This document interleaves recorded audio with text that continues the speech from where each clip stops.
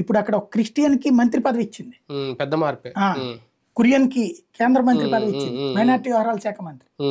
కాబట్టి అదొక కీలకమైనటువంటి అంశం.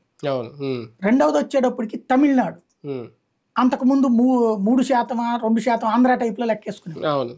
అట్లాంటిది ఏకంగా ఈ దఫా 11% వచ్చింది, సీట్లు రాల, 11% ఓట్లు పెరిగినాయి.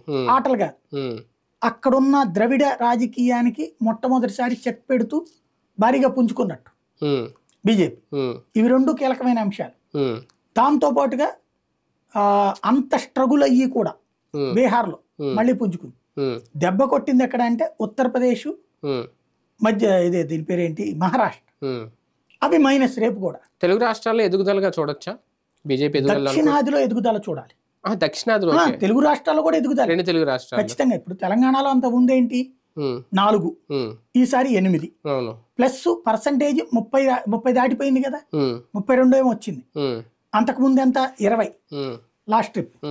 ఇప్పుడు దాంతో పోల్చుకుంటే భారీగా పెరిగింది. అలాగే అసెంబ్లీ ఎలక్షన్స్ లో 14%.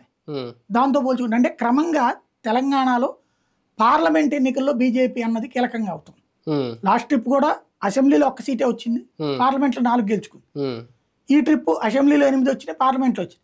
అంటే ఇంకా రాష్ట్ర స్థాయిలో దాని